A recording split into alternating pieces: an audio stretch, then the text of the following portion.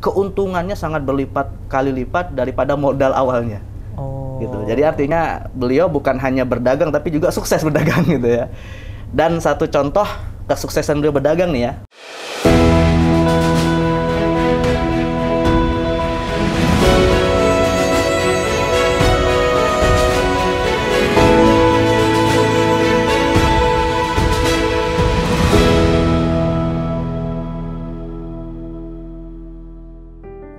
Assalamualaikum warahmatullahi wabarakatuh. Waalaikumsalam warahmatullahi wabarakatuh. Teman-teman, selamat datang kembali di Muamalat Talks. Hari ini kita akan membahas suatu topik yang menarik menurut saya, karena topik ini terjadi dalam kehidupan kita sehari-hari kayak gitu.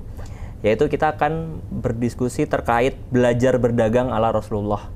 Nah, apalagi dalam satu hadis diriwayatkan bahwa Nabi Muhammad SAW menganjurkan umat Islam berdagang karena hal itu merupakan sebaik-baiknya usaha. Nah, hari ini saya tidak sendiri, saya ditemani oleh Ustadz Isnan Asyori, LCMA, yang akan membantu saya membedah cara berdagang atau tips berdagang ala Rasulullah. Ustadz, apa kabar? Alhamdulillah baik. Ya, terima kasih sudah datang menemani saya hari ini. Apalagi topiknya menurut saya menarik.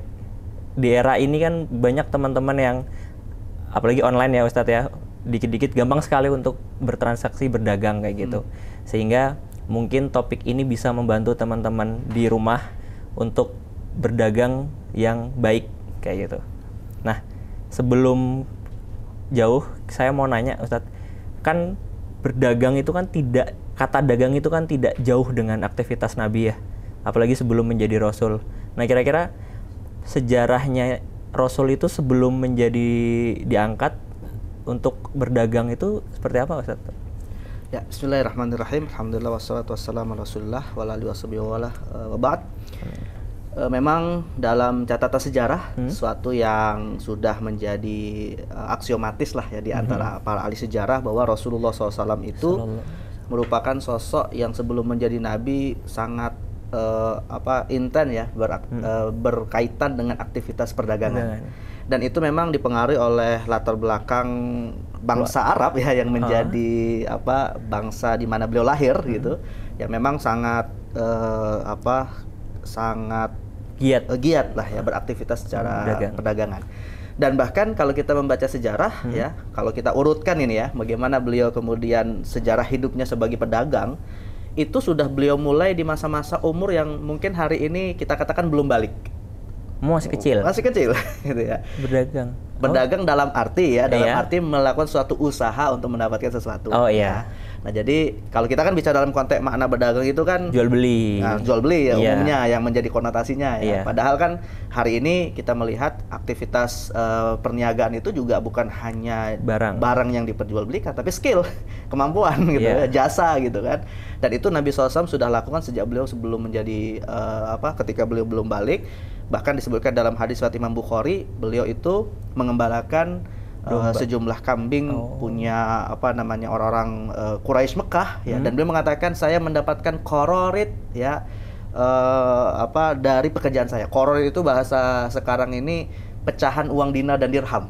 Nah, itu Nabi dapatkan. Koinnya ya. Artinya tidak sampai senilai dinar dirham ya, bawahnya. Okay. Lalu kemudian di umur 12 tahun beliau SAW diajak berdagang bersama dengan pamannya yang sebenarnya sih bukan dalam rangka berdagang ya.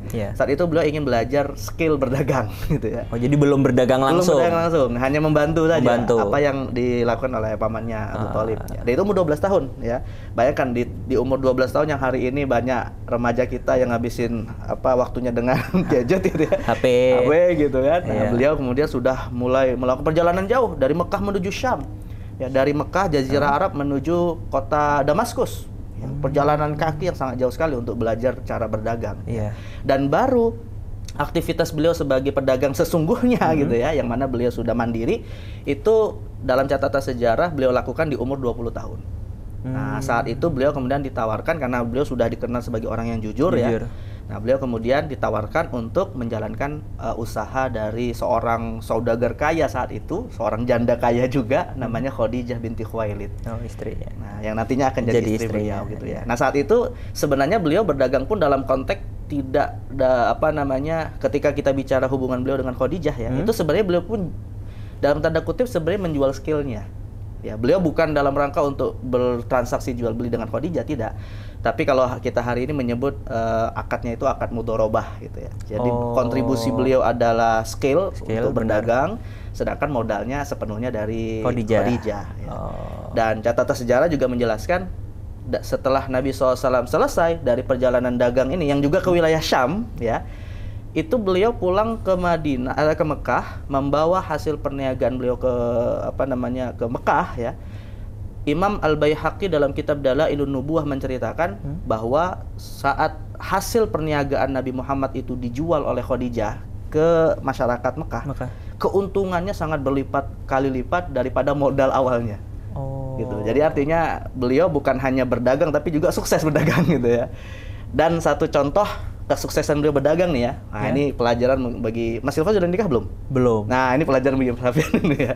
Beliau itu ya salah satu bentuk kesuksesan. Kita kan begini ya, biasanya mengukur kesuksesan seseorang tuh dari kepemilikan harta ya. Ya, materi. Dari materi gitu. Benar. Ya. Nah, Nabi Muhammad itu diceritakan oleh Aisyah radhiyallahu anha ya, bahwa Aisyah pernah ditanya oleh anak saudara beliau namanya Urwah tentang berapa mahar Rasulullah ketika menikahi istri-istrinya. Nah, dan kemudian Aisyah menceritakan, ya istri-istri itu berarti bukan hanya Khadijah, tapi istri yang lain juga gitu ya. Nah, Aisyah kemudian menceritakan nilai maharnya mencapai 500 dirham, 500 dirham. 500 dirham itu kalau dikonversikan hari ini, 1 dirham kurang lebih sekitar 80.000 rupiah. Berarti 80 kali 500 sekitar 40 juta rupiah. 40 juta. Itu maharnya loh. Iya. Maharnya ya, bukan seperangkat alat sholat ya. Iya, bukan. 40 juta rupiah. Di umur 25 tahun beliau menikah. Termasuk banyak. Ya, banyak 40 juta. Apalagi zaman dulu ya. Zaman dahulu. Dan itu tadi pernikahan seorang pemuda berumur 25 tahun gitu kan. Artinya kan kalau maharnya saja sudah bisa di angka 40 juta ya di umur 25 tahun, ya tentunya kan modal di luar maharnya lebih besar sebenarnya untuk kebutuhan nafkah dan seterusnya kan. Nah, itu menunjukkan kepada kita beliau ini bukan hanya berdagang ya sebagai contoh teladan bagi kita, tapi juga sukses. Dan bahkan perdagangan itu malah menambah attitude beliau atau kualitas beliau sebagai orang yang amanah. Ya, dan sampai-sampai nanti kalau kita baca sejarah kan ketika Nabi diusir dari Mekah, masih banyak musuh-musuh beliau itu yang mengamanahkan hartanya gitu ya. Musuhnya loh padahal kan gitu ya, mengamanahkan hartanya untuk dijaga oleh beliau. Kan biasanya gini, kadang kita tuh menilai orang kalau misalnya pintar berdagang, dalam tanda kutip biasanya kita sebut culas ya, kita licik gitu kan, pintar banget kayak nipu gitu kan. Tapi beliau enggak, beliau sukses tapi tetap dipercaya. Nah, ini kan luar biasa sebagai contoh teladan bagi kita umatnya gitu. Seperti itu. Apalagi di era sekarang seperti ini ya. Betul, kita butuh teladan seperti beliau gitu. Tadi menarik, Ustadz sempat mention bahwa Nabi itu bisa aktif berdagang karena tinggal di Jazirah Arab yang mempunyai kegiatan berdagangnya kencang kayak gitu. Saya penasaran Ustadz, kan biasanya kalau kita ngomongin zaman dahulu ya, bangsa yang sering berdagang itu kan Cina ya biasanya dengan jalur sutranya kayak gitu. Kalau dulu bangsa Arab itu kalau dalam konteks berdagang itu terkenal akan apanya sih Ustadz? Ya, ini kalau kita membaca literatur gitu ya, ada istilah dalam bahasa Arab itu Thoriqul Bukhur. Thoriqul Bukhur. Jadi Thorik itu artinya jalur. Iya. Nah, kalau Cina kan jalur sutra karena mereka komoditas perdagangannya kan dominannya sutra. Nah, bangsa Arab itu dikenal Thoriqul Bukhur. Bukhur itu, kalau bukhur tuh bahasa kita itu wewangian yang biasanya dibakar. Gitu, kayak apa istilahnya sesajen, bukan sesajen ya bukan kalau di sini. Jadi kayak batu atau tumbuh-tumbuhan yang dibakar mengeluarkan wangian. Nah, itu bukhur. Makanya juga disebut jalur pedagang mereka itu disebut jalur dupa. Nah, wangi. Dupa kan wangi gitu ya, wangi gitu ya. Karena memang komoditas perdagangan yang dominan saat itu adalah bukhur. Gitu. Jalurnya kemana itu? Ya, kalau dalam catatan sejarah sebenarnya banyak. Ya. Hanya saja kalau kita kemudian merujuk kepada informasi Al-Quran, tentu kan Al-Quran informasinya valid ya. Itu seperti disebutkan dalam surat yang insya Allah kita udah hafal semua, yaitu surat Quraisy. Nah, jadi dalam surat tersebut Allah SWT menceritakan ilaf ya, li'ila fi Quraisy. Ilaf itu artinya apa ya, bolak-baliknya perjalanan dagang itu namanya ilaf dalam bahasa Arab ya. Dan itu disebutkan ada 2 musim yang biasanya mereka berdagang, yaitu musim dingin ya, rihlatasyita iwas shaif ya.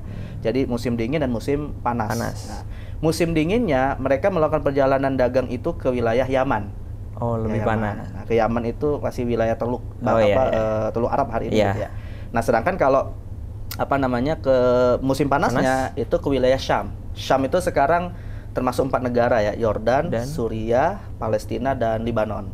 Itu dulu namanya disebut dengan Syam. Ya. Dan bahkan dalam catatan sejarah disebutkan orang yang pertama kali mentradisikan perjalanan dagang lewat 2 jalur ini itu adalah kakek Rasulullah SAW. Artinya bisa dikatakan darah pedagang itu ngalir gitu ya. Pamannya iya, kakeknya iya. Iya. Namanya Hashim bin Abdi Manaf. Hashim. Jadi Rasul itu kan Muhammad bin Abdullah bin Abdul Muthalib bin Hashim bin Abdi Manaf. Nah, jadi sejarah menyebutkan yang mentradisikan perjalanan dagang ini adalah Hashim bin Abdul Manaf. Dan bahkan disebutkan beliau ini punya perniagaan besar yang saat itu pusatnya di Gaza Palestina. Dan beliau meninggal di sana. Ya. Beliau meninggal di sana, artinya meninggal dalam perjalanan usahanya ini gitu ya. Dan kita tahu Palestina atau Gaza saat itu merupakan salah satu bisa dikatakan sumber peradaban bisa dikatakan sebagai bahasa kita tuh pintu peradaban atau wilayah yang saat itu sudah punya peradaban yang sangat tinggi karena dikuasai oleh Bizantium. Romawi Timur. Karena kita tahu sejarah kan ada 2 negara besar ya, Romawi Timur dan Persia. Nah, itu Romawi Timur ibu kotanya ya di Syam gitu ya. Jadi artinya orang Arab itu saya kira dulu Konstantinopel itu enggak ya? Kalau Konstantinopel saat itu belum dikenal. Belum. Itu masuk sebagai ibu kota. Hanya saja interaksi orang-orang Romawi Timur lebih banyak di Syam. Karena di situ kan ketemu sama musuhnya Persia. Iya, benar. Jadi disitulah kemudian terjadi pertemuan peradaban besar, termasuk usaha-usaha perdagangan. Dan orang Arab berdagangnya sama mereka-mereka ini, termasuk ke Cina juga, termasuk ke. Tapi kalau catatan Al-Qur'an ya itu tadi ke Syam dan ke Yaman yang kemudian dikenal dengan jalur dupa. Dupa ya, bukan lupa ya. Oke, Ustaz, kita kembali ke Rasulullah nih, Ustaz. Dulu kan Nabi kan udah ahli lah dalam berdagang gitu hingga menjadi pedagang yang sukses. Nah, kira-kira tuh dalam sejarah juga ada nggak sih, Ustaz, Nabi itu mengajarkan kita dalam hal mengatur keuangan dalam bisnis itu? Atau ya mungkin nggak eksplisit langsung cara ngatur keuangan, cara ngatur bisnis itu, tapi ada nggak sih kira-kira kisah atau riwayat tertentu gitu? Ya sebenarnya ya tadi seperti antum sebutkan ya, bahwa kalau secara eksplisit kita tidak menemukan gitu, dan kita pun tidak pernah ketemu kan buku tips and trick mengatur keuangan atau catatan dagang beliau kan nggak ada riwayatnya gitu. Laporan keuangannya nggak ada gitu. Dan tapi ya Nabi sebagai seorang Rasul ya yang membawa ajaran Islam yang hakikatnya bagi kita seorang Muslim, Islam itu kan bukan hanya mengatur urusan akhirat, tapi juga mengatur urusan dunia. Karena doa kita kan Robbana atina fid dunya hasanah wa fil akhirati hasanah. Bukan hasanah di akhirat saja, tapi di dunia juga kan. Nah, maka Nabi SAW juga sebenarnya mengajarkan ya kepada kita cara bagaimana kita mengatur keuangan kita. Nah, paling tidak sih kalau saya menyimpulkan ada 4 lah ya kiat Nabi SAW dalam mengatur keuangan ini. Ya. Pertama, Nabi SAW mengajarkan kita untuk mengembangkan harta. Investasi. Investasi. Nah, ya. Jadi investasi itu dalam arti ya jangan harta kita itu ngendap aja, nggak harus dikembangkan. Ya, bahkan banyak yang mengkaji ya bahwa harta itu kalau diendapkan malah banyak sisi negatifnya. Nah gitu. Jadi dikembangkan itu lebih baik, dan itulah kenapa dalam syahadat kita ada kewajiban zakat.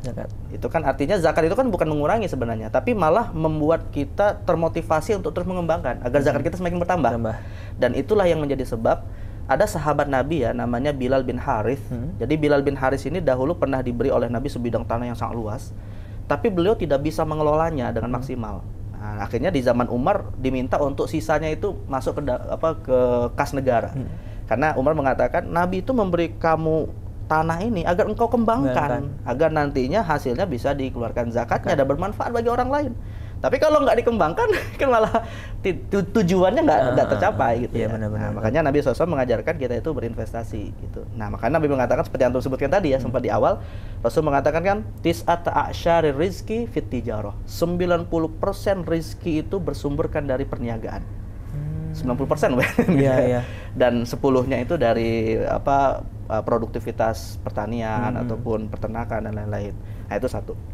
Yang kedua, Nabi SAW juga mengajarkan kepada kita terkait dengan persoalan keuangan ini untuk kita mencatatnya dengan baik.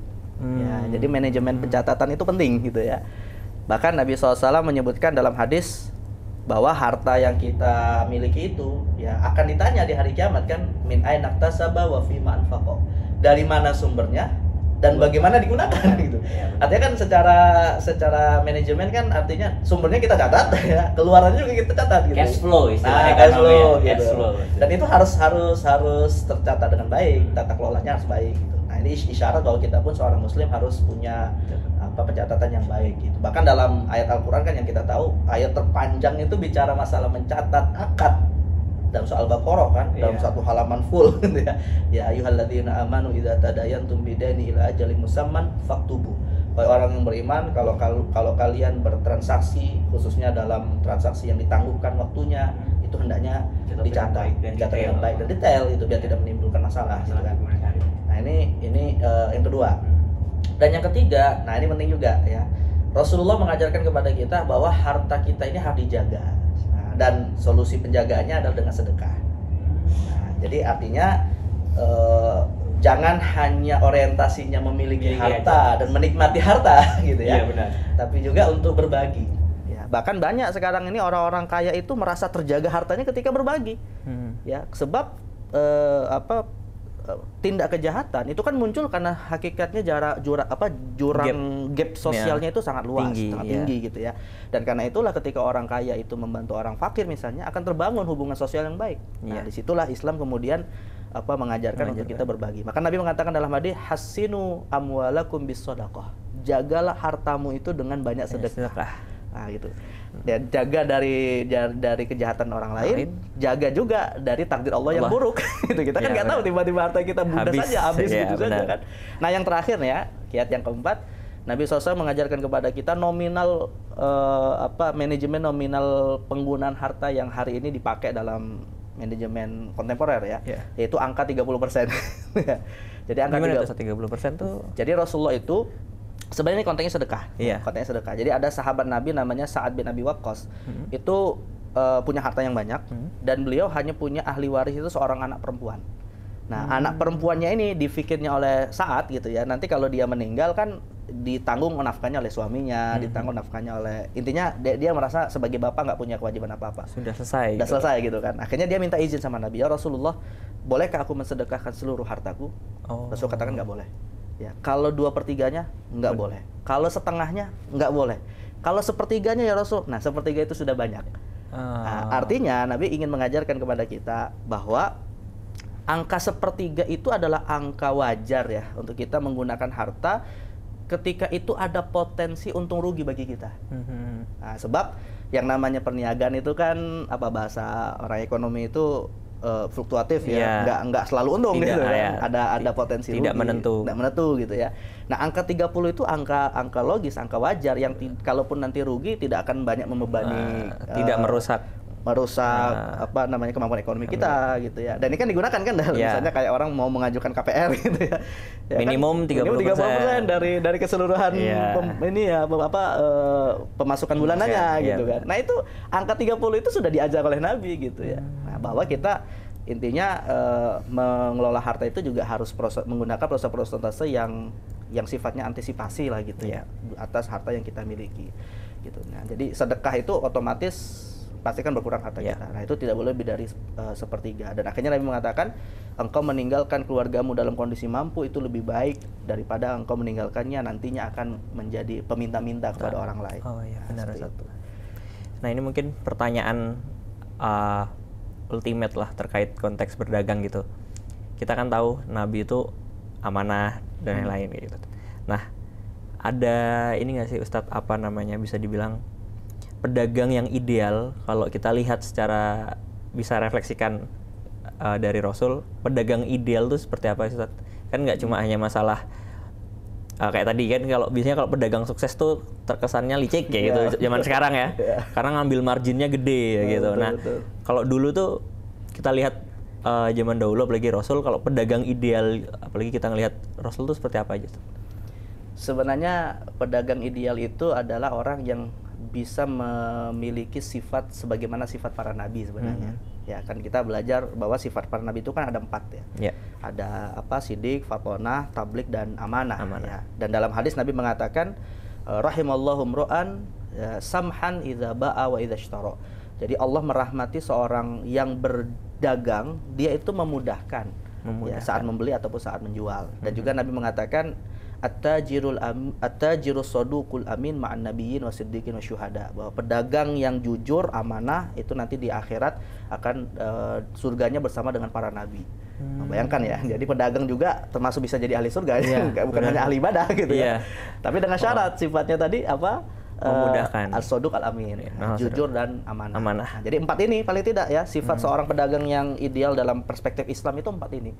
Pertama adalah jelas dia seorang jujur. Jujur itu artinya ya jujur dalam arti berdagang itu tidak ada hal yang disembunyikan dari aib yang misalnya dia jual barangnya gitu. Jujur ketika berinteraksi dengan orang lain, ya terbuka dan seterusnya. Kemudian yang kedua adalah al-amin, ya terpercaya, menjaga trust. Amanah ya. Iya, amanah ya. Amanah itu menjaga trust ya, menjaga kepercayaan. Dan kita tahu bahwa orang berdagang itu kalau kepercayaannya sudah luntur kan nggak mau orang punya link sama dia. Benar-benar. Nah, jadi amanah itu penting juga ya untuk kita membangun link juga.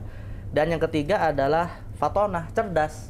Ya, cerdas dalam arti ya tahu bagaimana manajemen pasar, bagaimana manajemen keuangan. Ya, fatonah itu kan cerdas ya. Dan Rasulullah mengajarkan bahwa seorang pedagang itu ya jangan mudah ditipu juga gitu. Makanya Nabi SAW pernah menegur seorang sahabat yang mudah ditipu ketika bertransaksi.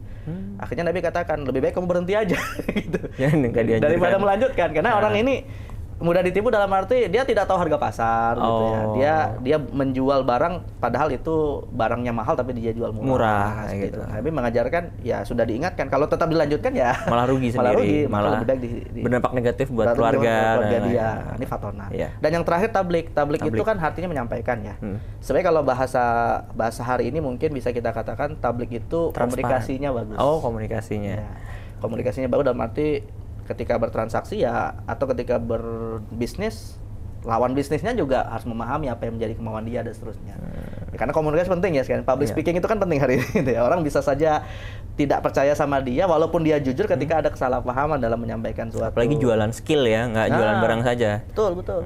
Dan orang jualan barang juga kan ngomong harus pinter ini kan bertransaksi. Ini agak menarik, Ustaz. Dalam konteks menyampaikan, dan saya mau mengcombine masalah sidik dan tablik ini. Kan dalam berdagang itu kan kayak kita beli barangnya harganya 10.000, terus saya jual 12.000 gitu. Itu kalau dalam konteks berdagang itu saya harus jujur ke penjual nggak sih? Kayak apalagi kan penjual kan kadang nego ya, Ustaz, kayak saya ini 12.000, wah 9.000 dong.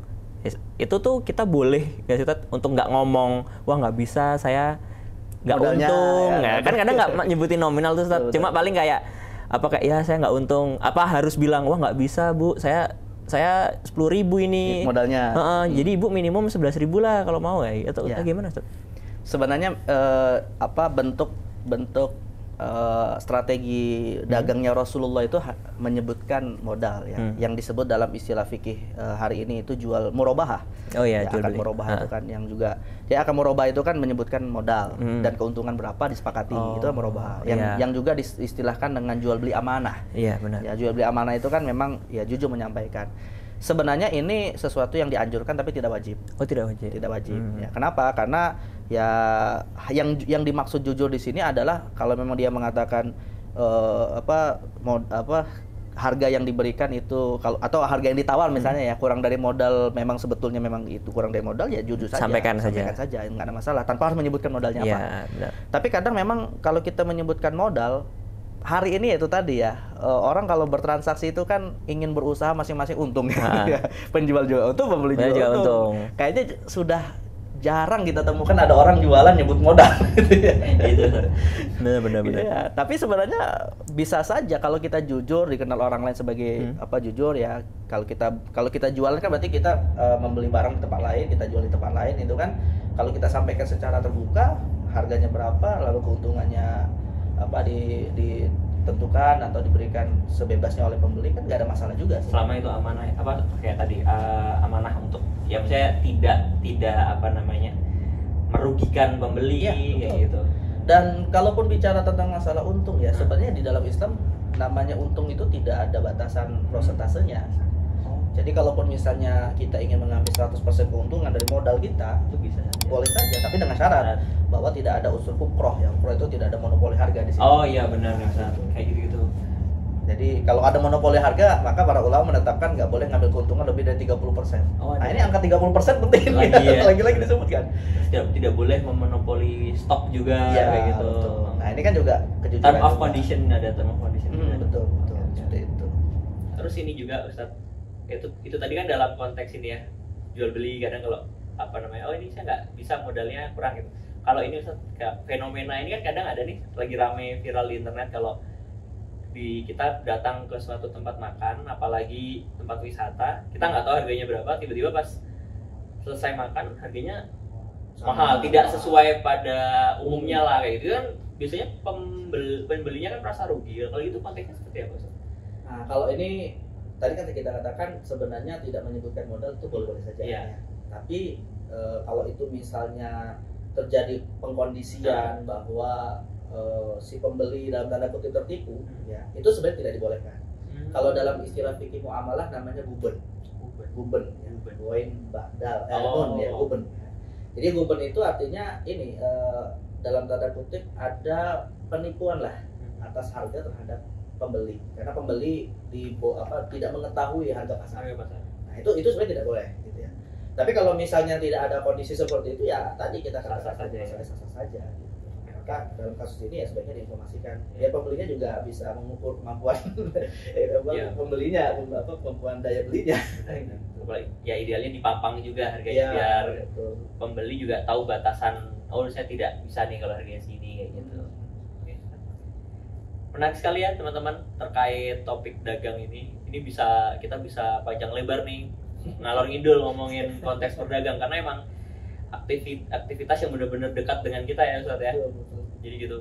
Jadi teman-teman tadi banyak sekali poin yang bisa kita ambil hari ini terkait bagaimana cara kita mengatur keuangan ala Rasulullah kayak gitu. Dalam konteks tadi ada yang mengembangkan harta yaitu dalam pencatatan keuangan juga harus bagus. Harta itu harus dijaga. Nah, dijaganya dengan cara bersedekah. Dan yang terakhir dengan menggunakan angka 30% dalam konteks bersedekah. Terus juga ada tadi terkait pedagang yang ideal itu seperti apa sih, yang sidik, yang jujur, yang amanah, serta fatonah dan tablik kayak gitu. Jadi itu adalah kesimpulan dari diskusi kita hari ini, yaitu berdagang ala Rasulullah.